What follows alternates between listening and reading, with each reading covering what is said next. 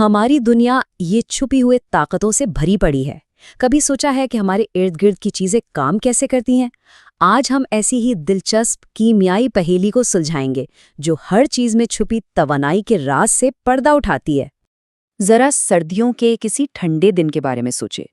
जेब से एक छोटा सा हैंड वार्मर निकाला, उसे थोड़ा सा दबाया और वो गर्मा गर्म हो गया। ना कोई आग, ना कोई बिजली, तो फिर ये गर्मी आई कहाँ से? ये कोई जादू नहीं है, ये खालिस केमिस्ट्री है। अच्छा, अब इसका बिल्कुल उलट सोचें। किसी को चोट लगी और फौरन एक कोल्ड पैक निकाला, वो भी इसी तरह बगैर फ्रीजर के एकदम बर्फ जैसा ठंडा हो जाता है। ये कैसे मुमकिन है? इन दोनों सवालों का जवाब गर्मी और ठंडक का ये सारा खेल केमिस्ट्री की दुनिया में छुपा है और इसका ताल्लुक है कीमियाई बॉन्ड से। चलें इस राज से पर्दा उठाते हैं। जी हाँ, सारा जवाब कीमियाई बॉन्ड में पोशीदा है। ये वो कुव्वत है, वो गूंद है जो एटमों को आपस में जोड़कर मॉलिक्यूल बनाती है और तवानाई का सारा लेन देन इसी में छुपा हुआ है। यहाँ एक बहुत अहम बात समझने की है।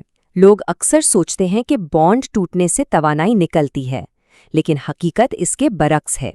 किसी भी कीमियाई बॉन्ड को तोड़ने के लिए तवानाई देनी पड़ती है, और जब नए, ज्यादा मुस्तहकम बॉन्ड्स बनते हैं तो तवानाई खारिज होती है। यही वो खारिज होने वाली तवानाई है जिसे हम महसूस करते हैं।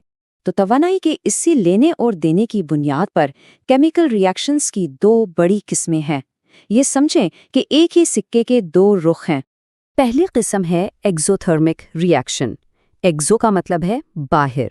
ये वो रिएक्शंस हैं जिनमें नए बॉन्ड्स बनने पर इतनी ज़्यादा तवानाई खारिज होती है जो पुराने बॉन्ड्स तोड़ने में लगी तवानाई से कहीं ज़्यादा होती है, और नतीजा आसपास का माहौल गर्म हो जाता है, बिल्कुल हमारे हैंड वार्मर की तरह। और दूसरी किस्म है एंडोथर्मिक रिएक्शन। एंडो यानी अंदर। इन रिएक्शंस में बॉन्ड्स को तोड़ने के लिए माहौल से तवानाई जज्ब करनी पड़ती है, और ये जज्ब की गई तवानाई नए बॉन्ड्स बनने पर निकलने वाली तवानाई से ज्यादा होती है। तो इससे क्या होता है? माहौल ठंडा हो जाता है। जी हाँ, बिल्कुल हमारे इंस्टेंट कोल्ड पैक की तरह।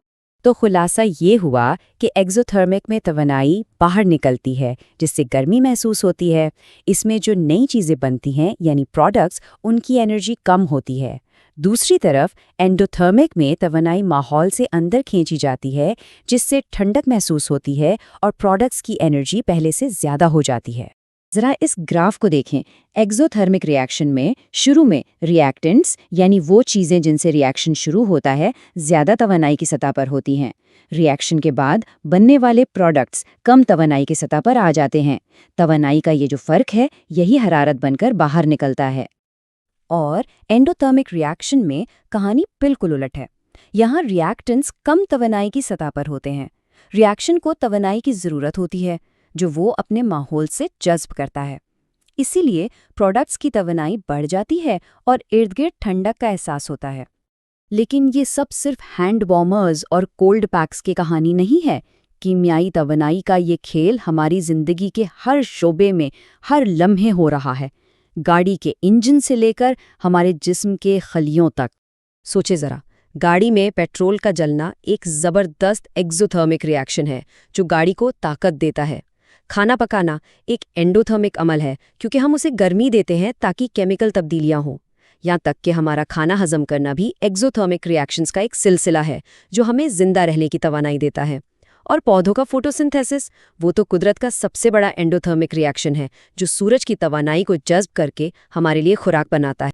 तो ये सब जानने के बाद आखिर में एक बड़ा और दिलचस्प सवाल जहन में आता है। अगर इतने आम से केमिकल रिएक्शंस बग़ैर आग के गर्मी और बग़ैर फ्रीज़र के ठंडक पैदा कर सकते हैं, तो ज़रा सोचें इस कायनात में तवानाई के और कितने बड़े बड़े राज पोशीदा होंगे जो हमारे खोजे जाने का इंतज़ार कर रहे हैं।